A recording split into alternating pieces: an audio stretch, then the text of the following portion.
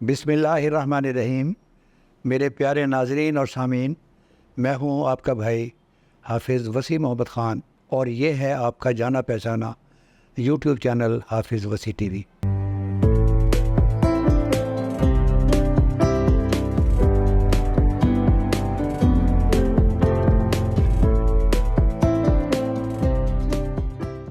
नाजरीन, आज भी हस्ब साबिक़ मेरे मेहमान हैं जनाब नवीद इकबाल साहब, और ये उस सीरीज़ का आज 14वां एपिसोड है जो हम लाइव स्टॉक फैक्टरिंग को दुनिया के मुकाबले में लाना चाहते हैं।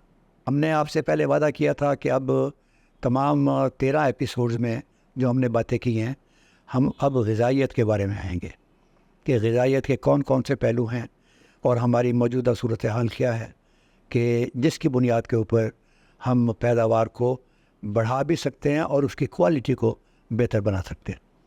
आज हम इस जो हमारा मोड है उसको हम तब्दील कर रहे हैं। पहले मैं सवाल पूछता था और नवीद साहब जवाब दिया करते थे। आज ये डोरी जो है सवाल पूछने की, ये मैंने नवीद इकबाल साहब को दी हुई है। ये मुझसे सवाल पूछेंगे और मैं उसका जवाब आपको दूँगा। जनाब नवीद इकबाल साहब, just like always you are welcome. बहुत शुक्रिया हाफिज़ साहब। ये मेरे लिए बड़े एजाज़ की बात है कि मैं आपके साथ बैठता हूँ और मुझे सीखने के लिए बहुत कुछ मिलता है आपके साथ। और जो हमारे नाजरीन हैं, हमारे सामीन हैं, जो हमारे साथ मुस्तकिल जुड़े हुए हैं, उनको ये अंदाज़ा होना चाहिए कि इस प्रोग्राम को करने के लिए हमें कितनी मेहनत करनी पड़ती है। हम पूरा हफ्ता इसके ऊपर सोचो विचार करते हैं, फिर प्रोग्राम शुरू करने से पहले बात करते हैं, और इसी तरह अभी तक हमने 13 प्रोग्राम किए हैं और आज हमारा 14वां प्रोग्राम है। और बेसिकली असल प्रोग्राम आज से शुरू हो रहे हैं। पहले जो आपके साथ डिस्कशन हुई है वो सारी की सारी फील्ड आउट बनाने के ऊपर, फीडर कैटल के ऊपर, स्टार्टर कैटल के ऊपर हुई है। तो आज जो हम प्रोग्राम शुरू कर रहे हैं, बल्कि 13वें प्रोग्राम से हमारा फीड के ऊपर प्रोग्राम शुरू हो गए थे जिसमें हमने वाटर को डिस्कस किया था। तो आज जो हम डिस्कशन स्टार्ट कर रहे हैं, समझने की कोशिश करेंगे हाफिज़ साहब से, तो वो फीड प्रोग्राम है सारे के सारे, जिसके अंदर जो हम डिस्कस करेंगे वो फोडर को डिस्कस करेंगे। उसके बाद फिर हम डिस्कस करेंगे प्रोसेस फोडर क्या होता है। उसके बाद फिर हम जो बाकियात बच जाती हैं खेत के अंदर उनको कैसे यूज़ किया जा सकता है फैटनिंग के अंदर। तो तमाम ऑप्शन जो है ना वो हम डिस्कस करेंगे। और अब जो हमारे प्रोग्राम चलेंगे वो फसल टू फसल और जो ऑप्शन टू ऑप्शन चलेंगे कि हमारे पास क्या क्या चीज़ें हैं जिनको हम एज ए फीड के तौर पर यूज़ कर सकते हैं। एक दो हम उसको कैटल के हवाले से डिस्कस करेंगे और कोशिश करेंगे आप हिसाब से जानने के लिए कि जो हम चॉइस से जा रहे हैं या जो चॉइस अवेलेबल है या जिस पे से हमने उसको मुंतसिब करना है, उसके कैटल के हवाले से क्या क्या रेफरेंसेस है और वो कैटल के लिए कितनी अच्छी है और कैसे उसको यूज़ करना है। दूसरा हम साथ डिस्कस करेंगे कि जो हमारे फार्मर हजरात हैं या जो हमारे फील्ड लॉट वाले दोस्त हैं जो साथ साथ इसका एग्रीकल्चर भी करना चाहते हैं, इसको कास्ट भी करना चाहते हैं, तो उसके लिए भी साथ साथ हमारा बिल्कुल सेगमेंट चलेगा। हाफिज़ साहब के साथ ये भी पूछेंगे कि अगर इसको हमने कास्ट करना है तो इसको कास्ट करने का कौन सा जो टाइम है वो सबसे बेहतर है और इसकी पर एकड़ यील्ड कितनी आनी चाहिए और इसमें क्या क्या चीज़ें जिनका ख्याल रखना है जिसकी वजह से ये फसल बहुत अच्छी होगी, और फिर इसको यूज़ कैसे करना है कैटल के साथ। तो सबसे पहले मैं हाफिज़ साहब से ये सवाल करूँगा जो नेचुरली मेरे जहन के अंदर आ रहा है कि एक हमारा तरीक़ेकार था अपने मवेशियों को चारा डालने का, जो कि सदियों से आ रहा है, जो हमारा एक रवायती तरीका है, जो हमारा एक आबाई तरीका है, ट्रेडिशनल तरीका है, जिसमें हम गतावा बनाकर अपने जानवरों को डालते थे। तो उसमें क्या चीज़ें ऐसी हैं कि जिसकी वजह से अब हमें मॉडर्न जो तरीक़ेकार आ गए हैं, जिसमें प्रोटीन को देखा जाता है, जिसके अंदर एनर्जी को देखा जाता है, जिसके अंदर मॉइस्चर को देखा जाता है, जिसके अंदर वाइटामिन्स को देखा जाता है और जिसके अंदर न्यूट्रिएंट्स को देखा जाता है। तो अब मैं इनसे ये सवाल करूँगा कि थोड़ा सा हमें ये ब्रीफ कर दें कि जो हमारा पुराना तरीक़ेकार था उसमें क्या चीज़ें थी जिसकी वजह से अब हमें नए तरीके की तरफ आना है, और उसके नुकसानात क्या हैं, उसके फ़ायदे क्या हैं। अगर इसमें ये थोड़ी रोशनी डाल देंगे तो हमारे लिए ये डिसीजन करना आसान होगा कि अब हमें जो नई चीज़ें आ चुकी हुई हैं, जो नए तरीक़ेकार हैं, उनको इख्तियार करना है। तो आप सब थोड़ा सा अब हमें बताइए कि जो हमारा पुराना तरीक़ेकार था उसमें क्या चीज़ें ऐसी हैं जिसको हमें छोड़ के अब नए तरीक़ेकार पे आ जाना चाहिए। Thank you very much. मुझे खुशी हुई है कि आज मैं आपके कहने के ऊपर इस टॉपिक पर, जो मेरा अपना टॉपिक है और मैंने सारा ज़िंदगी इसके ऊपर काम किया है, उसके ऊपर बात कर रहे हूँ। दो बातें ज़रा मैं आपके सामने अपनी ज़िंदगी की वजाहत करना चाहता हूँ। मेरी कामयाबी और नाकामी में इन दोनों चीज़ों ने बड़ा रोल अदा किया। एक है सेल्फ असेसमेंट, वो ये है कि अपना जायज़ा लेना ईमानदारी के साथ। बिल्कुल ठीक है। मुझसे गलती हो गई है, कोई तकलीफ़ नहीं है, मैं कल जाकर आपसे माफ़ी मांग लूँ कि मैंने जो कल बात कही थी वो गलत थी और आपकी बात दुरुस्त थी। एक तो कौमों की ज़िंदगी के अंदर ये बड़ा रोल अदा करता है जी बिल्कुल। कि हमें देखना चाहिए कि हम क्या थे। हम ये नहीं कहते कि पितरम सुल्तान बूद और हर चीज़ बहुत बड़ी थी। पहले हमें जायज़ा ले लेना चाहिए कि हमने कहाँ से स्टार्ट किया और हम कहाँ पहुँचे। ठीक है। दूसरी चीज़ जो है वो ये है कि मैं नाउम्मीद आदमी नहीं हूँ। नाउम्मीदी जो है वो कुफ्र है। और मैं ये समझता हूँ कि ये जो रोना है कि 75 साल में कुछ नहीं हुआ, बर्बाद हो गए और कत्ल हो गए और किसी खाते में नहीं हो गए, मैं इस पर यकीन नहीं रखता। इसलिए कि मेरी निगाह जो है 75 साल पहले की है और उस 75 साल से हमने सफ़र कहाँ से शुरू किया। मैं पहले आपके सवाल का जवाब देना चाहता हूँ कि हमारी कैफियत क्या थी। ज़रा आप ये तस्वीर देखिए नाज़रीन, यहाँ पर एक उस्ताद है, आगे शागिर्द बैठे हुए हैं, उस्ताद सो रहा है। अब अगर इस कैफियत में देखें तो आप अंदाज़ा करें कि इन बच्चों में से कोई बच्चा भी जो है वो फर्स्ट डिवीज़न नहीं लेगा या बोर्ड में फर्स्ट नहीं आएगा। अब उस्ताद भी खुश है इसलिए कि वो सो रहा है और बच्चे भी खुश हैं कि कोई परवाह नहीं। ये इस बात की दलील है कि थोड़े जानवर थे, ज़रूरतें कम थी, तो लिहाजा हमारे आदमी ने कभी कोई फिक्र नहीं किया। उसके नज़दीक जानवर चाहे मर जाएं, चाहे बीमार हो जाएं, अल्लाह का हुक्म समझकर उसको कबूल कर लेना है। उसने कभी ये नहीं सोचना कि मेरे जो जानवर बढ़ रहा है मुझे वैसे चारा भी देना चाहिए। उसके नज़दीक इम्पॉर्टेंट चीज़ थी कि थोड़ी उसको मिल जाए, वीट स्ट्रा वो स्टोर कर लेता था और उसके साथ कोई बिनौले मिला लिया, कोई खल मिला ले, कोई डाला डाल दिया। ये उन लोगों की बात है जो अच्छे थे, जो खाते पीते थे। अदरवाइज़ अपने बच्चों के साथ जानवरों को बाहर भेज दिया और वो खिला पिला कर वापस ले आए। कुछ मिला कुछ नहीं मिला और शाम को अगर आकर उसने 2 लीटर दूध दे दिया तो दैट इज़ ओके। वो समझता था मेरी लागत नहीं है। अब अगर हम चलें कि 75 में बेशुमार रकबा था जहाँ पानी नहीं था। और ये मैं तस्वीर आपको दिखा रहा हूँ कि आप देखें कि वो किसान जो है ऊपर की तरफ देख रहा है, ज़मीन उसकी तैयार पड़ी हुई है, लेकिन बारिश होगी तो काम आगे चलेगा। बिल्कुल ठीक है। फिर वहाँ से हम चले और फिर आ गए कुएँ। पहले टिंड वाले थे और फिर पक्के लोहे की जो टिंडे थी उसके ऊपर आ गए और फिर उसके बाद हम ड्रिप इरिगेशन पर आए। उसके बाद फिर हमारा पिवट इरिगेशन का है और अब इस वक्त सोलर इरिगेशन जो है उसके ऊपर हम काम कर रहे हैं। तो लिहाजा इन 75 सालों में हमने बहुत कुछ किया। अब जो मैंने सूरत हाल बताई थी ये उस वक्त की बात थी 50s और अर्ली 60s की। उसके बाद एक लफ्ज़ आया, उसे कहते हैं cut and carry. Cut and carry का मतलब ये है कि चारा काटा आपने और उसको कुतरा किया, अपने जानवरों के सामने डाल दिया, थोड़ी सी उसमें तूड़ी मिला दी, कोई बहुत अच्छा हुआ तो जहाँ दूध, ख़ास तौर पर दूध की ज़रूरत हुई वहाँ पर उन्होंने थोड़ा सा उसमें खल भी मिला दी। अदरवाइज़ वो बच्चे पैदा हो रहे हैं, जानवर बीमार हो रहे हैं, थोड़ा दूध है, कोई ज़्यादा फ़िक्र की ज़रूरत नहीं थी, उसी से वो अपना काम चला लिया करते थे। लेकिन अब वक्त के साथ चीज़ें तब्दील हो गई। बिल्कुल। तो ये असल है मामला कि हम उसके साथ कोप कर रहे हैं। तो आपके सवाल का जवाब जो था, पहला तो ये बात थी कि हमारी क्या कैफियत थी, आई हैव टोल्ड। अब जो आजकल जो ज़माना है उसके अंदर कल्चरल विजडम की 2 मिसालें मेरे सामने। एक तो हर पंजाबी यहाँ पर जानता है कि पेट न पइयां रोटियाँ ते सब्बे गल्लां खोटी। मुझे अच्छे तरीके से याद है, मैं सऊदी अरब में था और वो कहीं सहरा से वो 4 आदमी बेचारे पता नहीं कैसे बिछड़ गए।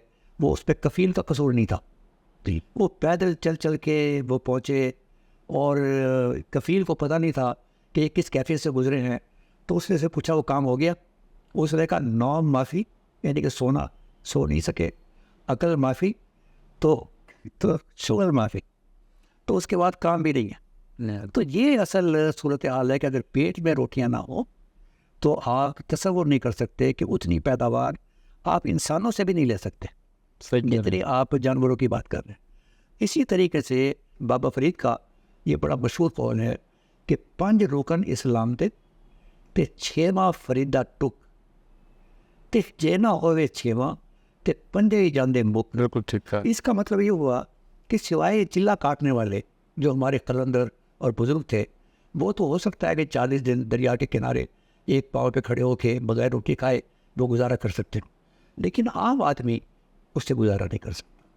इसी तरह हमारे जानवरों को भी उनकी हैसियत के मुताबिक, उनके पोटेंशियल के मुताबिक, यानी कि मेरी गाय अगर 40 लीटर दूध देती है तो मुझे अगर 40 लीटर वाला खाना नहीं मिलेगा तो आप मुझसे तवक्को न रखें कि वो 40 लीटर दूध देगी।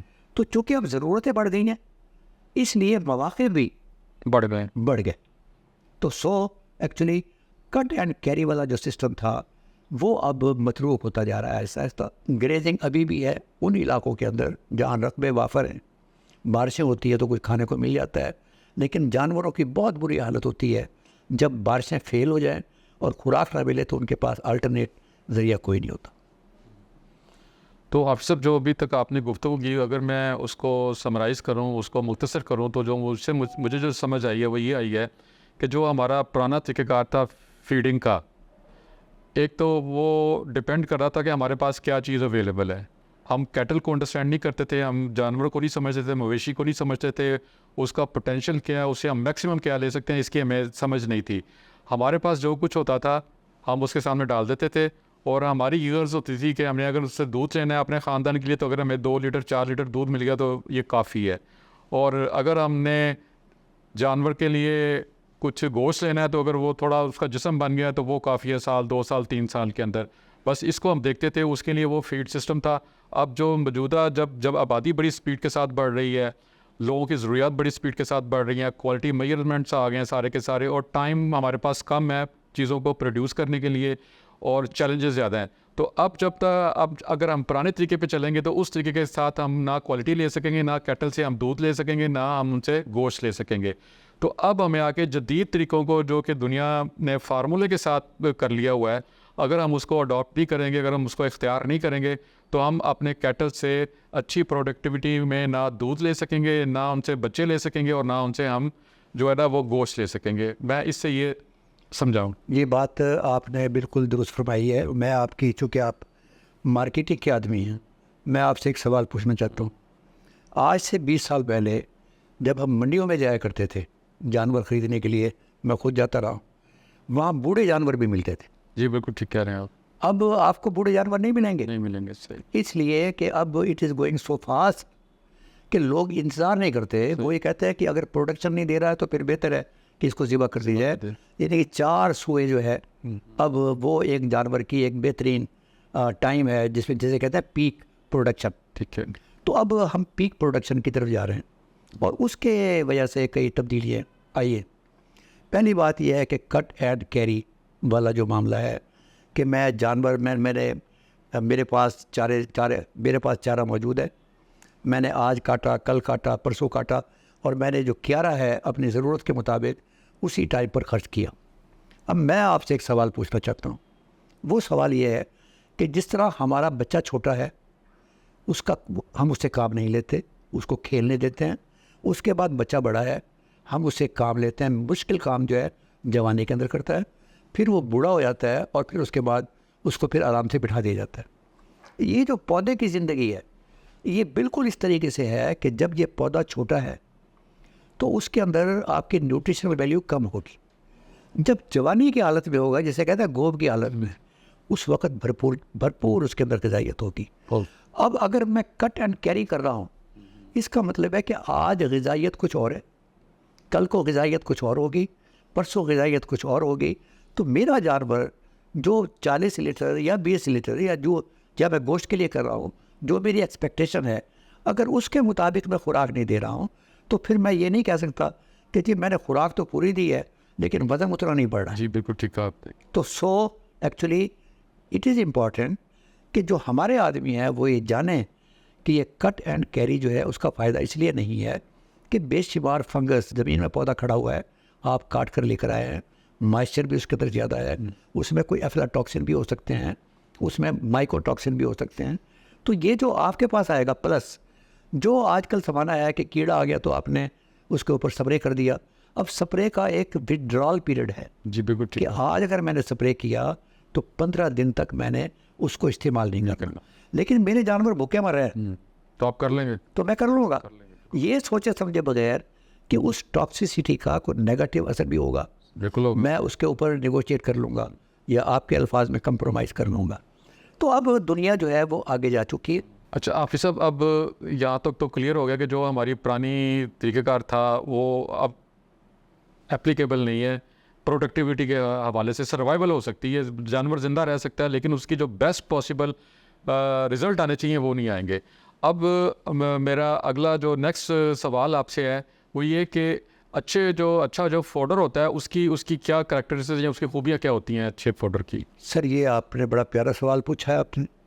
हमारी सारी ज़िंदगी जो है वो इसी के गिर्द घूमती है। हम जानवर ख़रीदने के लिए जाएँ तो पूछते हैं अच्छा जानवर कौन सा हो सकता है। जी बिल्कुल ठीक है। मैंने अपनी बेटी की शादी करनी होगी तो मैं कहूँगा कि अच्छा दामाद कौन सा हो सकता है। ठीक है। मैंने अपनी बहू को तलाश करना है तो मैं समझूंगा कि अच्छी बहू कौन सी हो सकती है। बिल्कुल ठीक है। तो ये फॉडर जो है जो आपने सवाल किया है, ये अब दुनिया आगे गई है और हमारी ज़रूरतें ज़्यादा हैं। इसका मतलब ये हुआ कि मुझे फॉडर भी वो सिलेक्ट करना है जो मेरे जानवरों की जुमला ज़रूरियात को पूरा कर सके, जुमला ग़िज़ाई ज़रूरियात को। अच्छा, अब जुमला ग़िज़ाई ज़रूरियात में पहला नंबर ये आता है कि मैं ऐसे चारे का इंतखाब करूं कि जिस तरह हम बच्चे को टॉफ़ी दिखाते हैं और बच्चा भागता हुआ आता है, ऐसे ही है।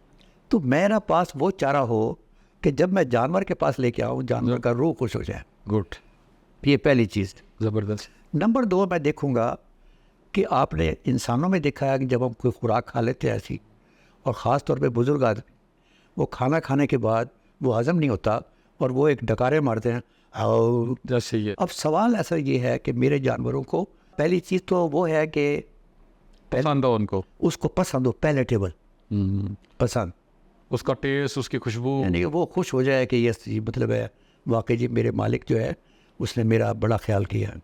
दूसरी चीज़ है वो डाइजेस्टेबल हो। आम तौर पर जो चारा जात है वो 40% 50% ये जो रफ़ चारा जात हमारे पुराने थे। अच्छा मसलन मैं आपको बता लूँ कि तूड़ी की जो डाइजेशन है वो बड़ी कम है। ये आप जब ये छलियाँ तोड़ लेते हैं जो कड़क होती है उसकी 40% के करीब है। लेकिन अगर आप चले जाए गाचे की तरफ तो उसकी 74% के करीब चली जाती है अल्फ़ा की, यानी कि वो 74% हज़म हो जाता है। हज़म हो जाएगा। ठीक है।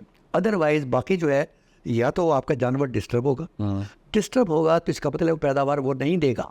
सही है, यानी कि वो सारा गोबर की शक्ल में बाहर निकल गोबर की शक्ल में बाहर आ जाएगा। प्लस जो तकलीफ उसको होगी जो आप एक्सपेक्ट कर रहे थे, यानी कि उसका जो मैदा काम कर रहा है यस, वो उसे मिल कुछ नहीं रहा लेकिन वो मेहनत पूरी कर रहा है। देखे ना आपने बड़े सिस्टम से बताए, उन सिस्टम के अंदर अगर वो फिट नहीं आता जाहिर है तो फिर वो अच्छा चारा नहीं है। ठीक है। तो ये दूसरी चीज़ हो गई डाइजेस्टिबिलिटी। और तीसरी चीज़ जो है जो बहुत इम्पॉर्टेंट है वो ये है कि उसकी न्यूट्रिशनल वैल्यू वो ज़्यादा हो। इसको ज़रा एक्सप्लेन करें न्यूट्रिशन अच्छा, में। न्यूट्रिशनल वैल्यू का ज़्यादा मतलब ये है, मैं आपको बता देता हूँ। मैंने सोरगम लगाया है, ज्वार, उसमें प्रोटीन है 7%। मैंने मकई लगाई है उसमें है 8 से 10%, 8 9 10, कितना मैंने यूरिया डाला वो थोड़ा बहुत ऊपर नीचे हो सकता है। देखिए सबसे पहले न्यूट्रिशन में कैलकुलेशंस आ गई प्रोटीन की। जी ठीक है। अच्छा, अब मैं चलता हूँ इससे आगे। मैंने रोड्स ग्रास लगाया उसमें मुझे मिली 12% प्रोटीन। मैंने बरसीम लगाई उसमें प्रोटीन मिली 20%। मैंने अल्फा लगाया उसमें मुझे मिली 22 से 24%। मैंने राई ग्रास लगाई उसमें मिली मुझे 26%। अब इसका मतलब यह है कि चॉइस इतनी थी वो कि मुझे क्या करना है, मतलब चॉइस। अब इसके अंदर ये जो न्यूट्रिशनल वैल्यू की आप बात कर रहे थे, इसका मतलब ये है कि अगर मैंने सोरगम लगाई है, ज्वार लगाई है या बाजरा लगाया है तो मुझे क्या तवक्को रखनी चाहिए। लेकिन अगर मैंने अल्फाल्फा लगाया है, मैंने बरसीम लगाई है, मैंने जवी लगाई है, तो फिर मुझे उसके बारे में सोचना चाहिए। तो ये जहाँ जो है दो चीज़ें इंपॉर्टेंट है इसके अंदर ग़िज़ाइयत के लिहाज से, एक उसमें एनर्जी होनी चाहिए, एक उसमें प्रोटीन होनी चाहिए। तो ये दो चीज़ें लाजमी है। ये लाजमी है और इसकी बुनियाद पर आपने फैसला करना है। और चौथी चीज़ जो आपका सवाल है कि गुड फॉडर क्या है, कि पहली चीज़ मैंने बता दी है कि वो खुश हो जाए जानवर देखकर। अच्छा हाफिज़ साहब, थोड़ी मैं माज़रत ख़्वाह हूँ कि मैंने आपको बीच में काटा। उसमें मेरे 2 सवाल इसके साथ एक और बनते हैं कि एक तो आपने बताया कि जब न्यूट्रिशन वैल्यू हम देखते हैं तो उसमें सबसे पहले देखते हैं कि इसके अंदर प्रोटीन, दूसरा हम एनर्जी देखते हैं। अच्छा, उसके बाद जो मिनरल्स और वाइटामिन्स हैं ये फोल्डर का हिस्सा होते हैं कि ये हमें एक्सटर्नल डालने पड़ेंगे, बाद में डालने पड़ेंगे? देखें, ये यही बात जो है जो आपकी बड़ी आपने दरमियान में आपने सवाल किया है, लेकिन ये $multi-million क्वेश्चन है। मेरी जेब में 20 रुपये है, आप वो शायद 30 रुपये मांगते हैं, मैं 30 नहीं दे सकता, ठीक है, मैंने 20 देना। मेरी ज़मीन के अंदर क्या क्या चीज़ है? अच्छा, मिनरल्स का उनके और विटामिन्स को के साथ? सिंपल पौधे ने ज़मीन से लिया। हाँ जी, ठीक है। ठीक है, मेरी ज़मीन में वो मिनरल्स नहीं है, वो विटामिन नहीं है, वो पौधे में नहीं आएंगे। पौधे के अंदर नहीं आएंगे वो। तो लिहाजा ये तो आपको सॉइल एनालिसिस और एक होता है plant tissue analysis. Plant tissue analysis का मतलब ये है कि जब मेरे पौधे जो हैं वो गोब की हालत में मैंने कुछ काटे और मैंने जाकर उसको टेस्ट करवाया, वो पूरी की पूरी तस्वीर बता देंगे कि इसमें जिंक कितना है, इसमें बोरान है, इसमें कॉपर है, इसमें आयरन है, इसमें मैंगनीज है, या इसमें कुछ भी नहीं है। ठीक है, या जो आए प्रोटीन के, या उनके लेवल्स क्या क्या हैं? उनके लेवल्स क्या क्या है। ठीक है। तो ये असल प्लांट टिश्यू एनालिसिस से भी पता चल सकता है। और फिर जब आप सॉइल एनालिसिस कराएंगे तो वो जो स्क्रीनिंग होगी वो आपको बताएगी कि भाई साहब ये थोड़ा सा जिंक भी डाल लेना आपने, ये कॉपर भी डाल लेना है आपने, ये, और वो होगा थ्रू फोलियर स्प्रे। ठीक है। तो ये असल उसका देखिए, कैटल के लिए जहाँ पर प्रोटीन ज़रूरी है, एनर्जी ज़रूरी है, वहाँ पर उसके लिए जो मिनरल्स और विटामिन्स भी ज़रूरी हैं। अब जो प्रोटीन और उसकी एनर्जी आ रही है वो तो आ रही है प्लांट से, वो उसके बीज के साथ साथ जो जिस क्वालिटी का उसका बीज है। देखिए 3 चीज़ें आ रही हैं आपके पास, 3 चीज़ें डेफिनेट आ रही हैं। ठीक है। एक जो भी लेवल है, एक ड्राई मैटर आ रहा है। ठीक है। Dry matter is as important है, हो या मेरा पेट भरेगा। दूसरी चीज़ उसके अंदर प्रोटीन आ रही है, और तीसरी चीज़ उसके अंदर एनर्जी आ रही है। प्लस ये पत्तों के अंदर आमतौर पर अगर मिनरल्स मौजूद हैं तो पत्तों के जरिए वो मिनरल्स भी होंगे। ठीक है, NPK जिससे यस, माइक्रो न्यूट्रिएंट्स में ये मैक्रो न्यूट्रिएंट्स और माइक्रो न्यूट्रिएंट्स। मैक्रो में तो 3 आ गए, ठीक है। NPK, नाइट्रोजन, फास्फोरस और पोटाश, ठीक है। और माइक्रो में 16। ठीक है। तो वो असल डिपेंड करता है कि आपकी ज़मीन में है या नहीं है। जैसे कीनिया की ज़मीन के अंदर कॉपर नहीं है, इसलिए जो भी बच्चे पैदा होते हैं बकरियों के, वो टांगे उनकी अच्छा, वो नहीं होती, लिहाजा वो प्रेग्नेंट बकरी को इंजेक्शन लगाते हैं कॉपर का। तो ये तो आपको थोड़ी सी तकलीफ करनी पड़ेगी कि आपकी ज़मीन में किस चीज़ की कमी है। वो ही चीज़ अगर पूरी मौजूद है फिर तो आपको डालने की ज़रूरत नहीं है। लेकिन अगर आपके पास ये दोनों फ़ोटो मौजूद है, वो टिश्यू एनालिसिस भी करवाया, सॉइल एनालिसिस भी करवाया, वाटर एनालिसिस भी करवाया, ठीक है, तो आपको पता चल जाएगा कि ये चीज़ अवेलेबल है, इसको डालने की ज़रूरत है, नहीं ज़रूरत है।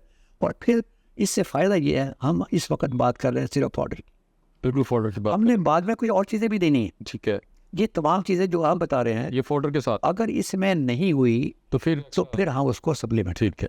अच्छा, अब यहीं पे एक और क्वेश्चन है कि कैटल है, क्या कैटल की जो एनर्जी की और प्रोटीन की रिक्वायरमेंट होती है और उसके बाद विटामिन्स की और जो दूसरी चीज़ उसके अंदर आ रही होती हैं, क्या वो स्टैंडर्डाइज होती है कि वो मुख्तलिफ कैटल्स के लिए मुख्तलिफ उनकी कंडीशन के हिसाब से मुख्तलिफ हो जाती है, या जो हम उनसे क्वालिटी लेना चाह रहे होते हैं, जो हम रिज़ल्ट लेना चाह रहे होते हैं, उसकी बुनियाद के ऊपर वो उसकी मुख्तलिफ कैलकुलेशंस आती हैं? ये बिल्कुल बड़ा प्यारा सवाल है, और मेरे जहन में इस वक्त आ रहा था कि आप पोठवार में जाएं तो यहाँ धन्नी के जो जानवर हैं, जी जी, उसे कहते हैं ये हवाई जहाज़।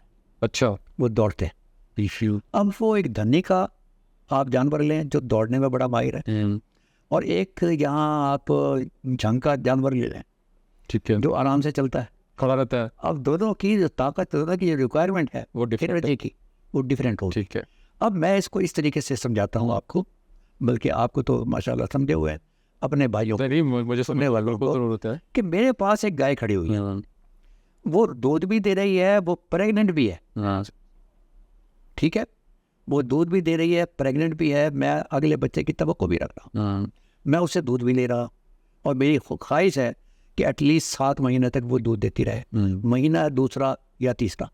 अब इसका मतलब है मुझे अपने ज़हन में रखना पड़ेगा, जितना वो दूध दे रही है उसका राशन, जो बच्चे को पाल रही है उसका राशन, प्लस उसकी जो बॉडी की जो मेंटेनेंस है उसका राशन, और एक और राशन है, और वो राशन ये है कि जब वो बच्चा देगी, जिस प्रोसेस से वो गुजरेगी स्ट्रेस से, उसके लिए भी उसको ताकत चाहिए। तो ये एक पूरी की पूरी साइंस है, और वो बड़ा प्यारा मुझे आपका मैंने लर्न किया है कि बगैर न्यूट्रिशनिस्ट की एडवाइस के आप इस काम को बहुत अच्छे तरीके से आगे नहीं ले जा सकते। सही कह रहे हैं। आपको लाजमी तौर पर ये मशवरा जो है करते रहना चाहिए। बिल्कुल ठीक है। अच्छा, फॉडर की आप खसूसियत बता रहे थे, अच्छे फॉडर की, तो बात आई थी न्यूट्रिशन तक, इससे आगे भी कोई और चीज़ें कि सिर्फ? नहीं, बिल्कुल अच्छी बात है। मैं तो चाहता हूँ सबसे पहले आपने बताया कि उसको वो अच्छा लगना चाहिए, पैलेटेबल हो। दूसरा आपने बताया कि उसके डाइजेस्टिव होने के लिए उसको सपोर्टिव होना चाहिए, वो आसानी के साथ उसको हजम कर सकता हो, उससे उसको जितने भी ये एलिमेंट हैं जिसमें प्रोटीन है, एनर्जी है, वह इसके बाद जो आ जाते हैं इसके विटामिन वगैरह आ जाते हैं, ये उसको आसानी से उसमें से ले सके। इसके बाद फिर चौथी चीज़ जो है वो ये है कि इट शुड बी, नहीं मेरे दोस्त कहते हैं कि आपसे शिकवा ज़्यादा है, मुझसे कम है कि अंग्रेज़ी में बात ना करें, आप उर्दू में बात करते हैं। यानी उसकी वजह से जो आप फॉडर दे रहे हैं उसके अंदर कोई एफ्लाटॉक्सिन, कोई बीमारी या कोई इंसेक्टिसाइड का स्प्रे, इस किस्म की कोई चीज़ नहीं होनी चाहिए जो फूड पॉइजनिंग कर दे। यानी कि फॉडर के अंदर अगर कोई पीछे से चीज़ें आ रही हैं, बैक्टीरिया आ रहा है, वायरस आ रहा है, फंगस आ रही है, तो अगर वो हमें नज़र नहीं आ रही, हम उसको बिल्कुल सही समझ रहे हैं, अगर हमने कैटल को दे दी तो वो उसकी चीज़ें कैटल को शिफ्ट होने के पूरे चांसेस हैं। बिल्कुल। तो ये 4 चीज़ें जो हैं ये इम्पॉर्टेंट हैं अगर हम सिर्फ फॉडर की बात कर रहे हैं। ठीक है, अभी सिर्फ फॉडर की कर रहे हैं। आज 5वीं चीज़ मेरे लिए, अब जो आने वाला वक्त, हमने वो पहला मास्टर साहब वाली तस्वीर देख ली, अब जागने वाली तस्वीर है। हमें इस मुल्क को आगे लेके जाना है। जिस तरह अब तक चल रहा है, हमारा किसान का कसूर नहीं है, अगर कसूर किसी का है तो वो किसी और का है। कम से कम किसान जो है अल्लाह ताला के सामने सुरखरू है कि उसने अपनी तरफ से भरपूर काम किया है। अब 5वीं चीज़ जो इसके अंदर आ रही है वो ये आ रही है कि साल के अंदर कुछ मौके ऐसे आते हैं जब फॉडर की शॉर्टेज हो जाती है। जैसे जब गंदम कटती है उसके 1.5 महीने तक चारा नहीं मिलता। अब सर्दियों के अंदर नवंबर से ऑनवर्ड जो ही एक गंदम लगेगी, नवंबर, दिसंबर, जनवरी और फरवरी में बरसीम आनी शुरू हो जाएगी। ये 4 महीने बहुत बुरे होंगे। और फिर किसान क्या करता है कि मेरे पास अगर 100 जानवर हैं तो फिर चारा मार्केट में महंगा हो जाएगा और मेरे लिए पैसे निकालने बड़े मुश्किल हो जाएंगे। ऐसे ही हो रहा है। पूरा हाथ देगा ना जेब में से, वो फिर भी कुछ जो पैसे निकलेंगे। मेरी कोशिश होगी कि 100 मन लाने, 100 जानवरों के लिए 100 मन लाने के बजाय मैं 25 मन ले आऊँ और ये थोड़ा थोड़ा मैं इनमें तकसीम कर दूँ ताकि ये ज़िंदा रहें और ये वक्त गुजर जाए। तो उसके लिए ये ज़रूरी आ गया है कि मैं फूड सिक्योरिटी का ख्याल रखूँ कि मेरे पास जानवरों के लिए खुराक इतनी हो कि वो कहते हैं ना, बाहर हो के खिज़ां ला इलाहा इल्लल्लाह, सही कह रहे हैं आप, कि गर्मी हो या सर्दी पर मेरे जानवर भूखे नहीं रहने चाहिए। उसका हमने कैलकुलेशन की थी और वो कैलकुलेशन की ये है कि अगर मेरे पास 10 जानवर हैं, 10 अगर मेरे पास 10 जानवर हैं, गोश्त वाले, दूध वाले, इररेस्पेक्टिव, छोटे नहीं, प्रोडक्टिव जानवर, यानी कि चाहे वो गोश्त वाले हो चाहे वो दूध वाले हो। देखें वो प्रोडक्टिव जानवर का क्या मतलब है, या वो बच्चा दे रहा होगा, या वो दूध दे रहा होगा, या वो गोश्त दे रहा होगा। ठीक है, गुड। मतलब कोई भी जानवर ऐसा हो, 10 जानवर अगर हैं तो हमारे यहाँ अनफॉर्चुनेट कैश क्रॉप की तरफ लोगों की तवज्जो ज़्यादा है। यानी अगर मेरे पास 10 एकड़ है और जानवर भी मेरे पास हैं, मेरे ज़हन में पहले कैश क्रॉप, जानवरों के लिए चारा कम है। अब मैंने जो हिसाब लगाया है, अगर मेरे पास 10 जानवर हैं और मैं चाहता हूँ कि मेरे जानवर सुखी रहें और रात को जब मुँह करें ऊपर की तरफ तो मेरे लिए दुआ मांगे, तो 1 एकड़ जो है वो चाहिए मुझे लाजमी तौर पर नेपियर ग्रास। नेपियर ग्रास का बेनिफिट ये है कि ये उसकी ग़िज़ाई वैल्यू तो कदरे कम है लेकिन उसकी पैदावार ज़्यादा। और दूसरा एकड़ मुझे चाहिए अल्फाल्फा का, जिसे आप लूसन कहते हैं, उसके अंदर भी पैदावार थ्रू आउट रहती है। और 1 एकड़ चाहिए मुझे ऐसे चारा जात के जो मौसमी होते हैं, जैसे आपका जंतर हो गया, जैसे आपका बरसीम हो गया, जवी हो गई, जौदर हो गया, सरसों हो गया, राया हो गया, इस किस्म का।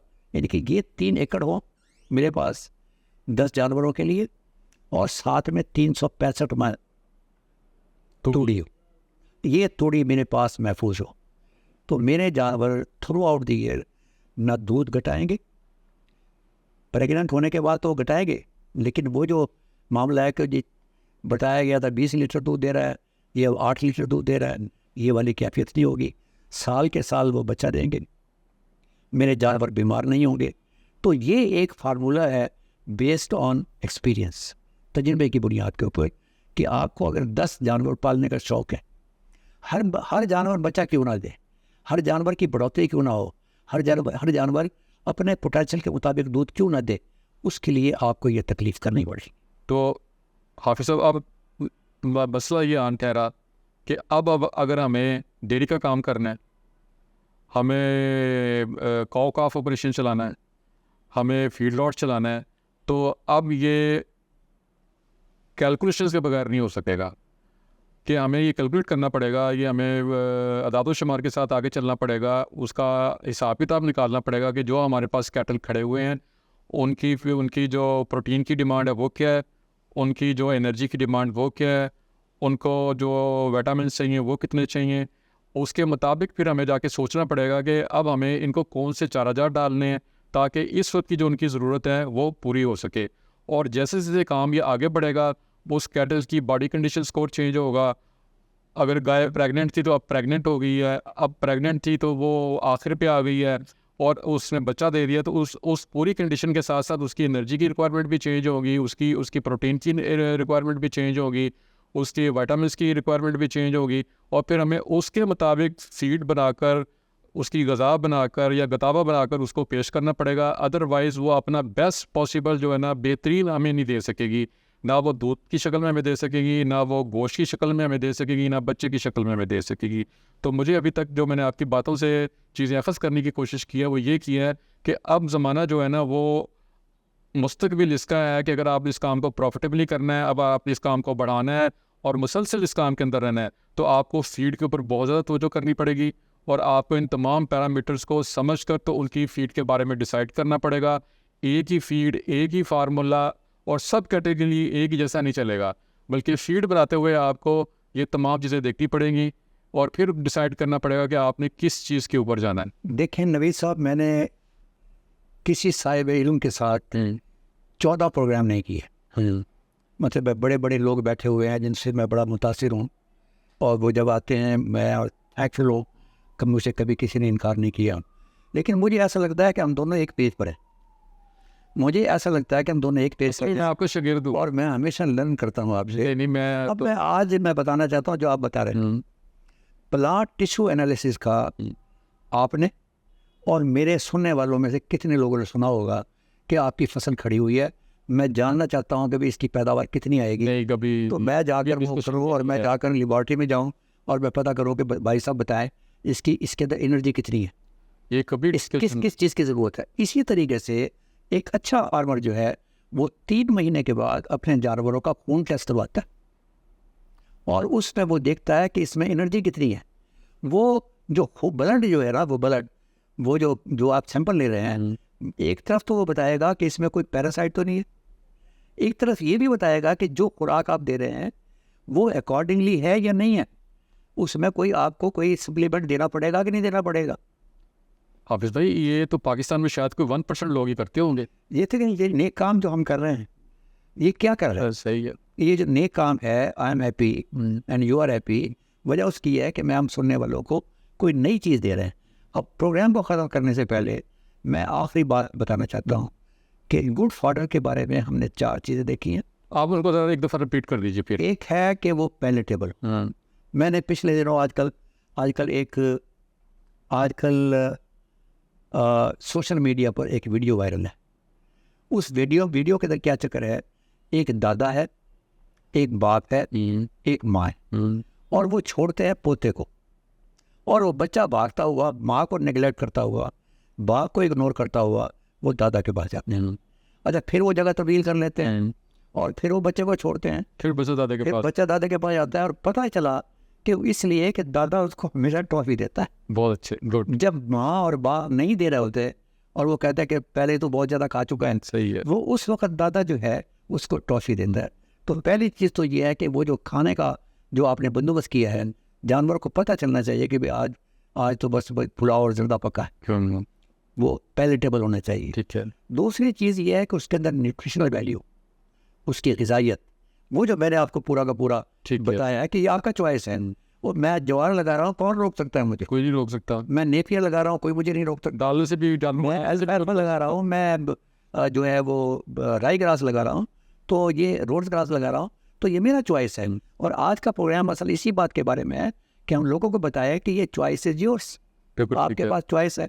तीसरी चीज़ जो है उसके अंदर न्यूट्रिशनल वैल्यू, और चौथी चीज़ जो है वो फ्री फ्रॉम फंगस, कि उसमें कोई बीमारी शिमारी और ये दवाइयों का असर नहीं होना चाहिए। और आखिरी चीज़ जिस पर मैं ख़त्म करना चाहता हूँ कि अब आहिस्ता आहिस्ता दुनिया जो है मैकेनाइजेशन की तरफ जा रही है। हाँ, ये हर रोज़ डीजल महंगा हो गया है, बिजली महंगी हो गई है। मैं आज बीज लगाता हूँ, 3 महीने के बाद फसल काटने के बाद फिर लगाता हूँ। अब आ गए हैं लोग पेरिनियल की तरफ, हाँ, कि या एनुअल चले, पूरे साल चले, ठीक और है। या सालों साल चले। ठीक है। तो ये एक और उसकी खूबी होनी चाहिए। यानी कि एनुअल जो फसल होगी वो पूरा साल चलेगी, और जो प्रीनियल होगी वो फिर मुसलसल। जैसे सॉरगम 3 महीने की फसल, ठीक है। लेकिन हाइब्रिड सॉरगम जो है वो साल की फसल। ठीक है। अब अल्फा जो है वो पूरे 5 सालों की फसल है, मुस्तकिल चलेगी। मुस्तकिल चलेगी। रोड्स ग्रास 10 साल तक चल सकती है। तो ये आपका चॉइस है। अब आपने लगाना नहीं है। मेरे डीजल की बचत हो गई, मेरे लगाने के मामले से मैं छूट गया हूँ। तो ये अब जो आने वाला वक्त है, एक तो पेरिनियल ग्रासेस की तरफ जा रहा है, पेरिनियल फॉडर्स की तरफ, और दूसरा ये है कि ऐसे फॉडर जिनको हम प्रिजर्व कर सकें, कि मैंने काट कर रख दिया अकॉर्डिंग जो जितने पैरामीटर्स बताए गए, उसके बाद 5 साल तक मेरे पास पड़ा हुआ है, और वो उसी तरह पड़ा हुआ है जिस तरह तोड़ी पड़ी होती है। तो जब भी मुझे ज़रूरत पड़े, खुदा न खास्ता कैद आ जाए, खुदा न खास्ता फ्लड आ जाए, खुदा न खास्ता कोई चीज़ अवेलेबल ना हो, तो लेकिन मेरे जानवरों के पास खुराक मौजूद है, और जो इस बात की ज़मानत है कि उनकी पैदावार कभी कम नहीं होगी। अच्छा, इसमें एक पॉइंट आपने शायद एक्सप्लेन किया, लेकिन मुझे सुनने में नहीं आया कि डाइजेस्टिव होना चाहिए उसको। Yes sir, yes. कि जो भी चारा आप उसको डालें, उसके जो उसका मिड है, जो स्टोमिक है, उसके अंदर जाके वो बेस्ट परफॉर्मेंस करे, उसको आसानी हो उसको निगलने में, उसको हज़म करने में, और उससे वो तमाम चीज़ें लेने से जिससे उसकी प्रोडक्टिविटी बढ़ती है, जिससे उसका दूध बढ़ता है, बच्चा सेहतमंद आता है, और उससे उसका गोश्त बढ़ता है। अदरवाइज़ वो वेस्ट से चले जाएगा और उससे कॉस्ट बढ़ जाएगी basically. Thank you very much नाज़रीन, आपने बात सुन ली है। मैंने जो चीज़ें गिनवाई थी, मैंने जानकर ये डाइजेस्टिबिलिटी का नाम नहीं लिया था। मैं जानना चाहता था कि नवीद इकबाल साहब सो तो नहीं रहे हैं, तो अल्हम्दुलिल्लाह उस टीचर की तरह ये नहीं सो रहे हैं, हम जाग रहे हैं और आपको जगाना चाहते हैं। अगले प्रोग्राम में हम फिर इस फॉडर के बारे में और ग़िज़ाइयत के बारे में हम और बात करेंगे। उसके अंदर फूड फॉडर प्रिजर्वेशन भी होगी, उसमें और कौन कौन सी चीज़ें जिसका तज़किरा नवीद इकबाल साहब ने कहा है कि कुछ सप्लीमेंटेशन मिनरल्स कहाँ से मिल सकती है, ये पर एकड़ पैदावार कैसे बढ़ाई जा सकती है, वैरायटी की सिलेक्शन कैसे करनी है, ये सारे प्रोग्राम चलते रहेंगे। तब तक हमें इजाज़त दीजिएगा। Thank you very much Naveed साहब। जज़ाकल्लाह। वमा अलैना इल्ला अल बलागुल मुबीन।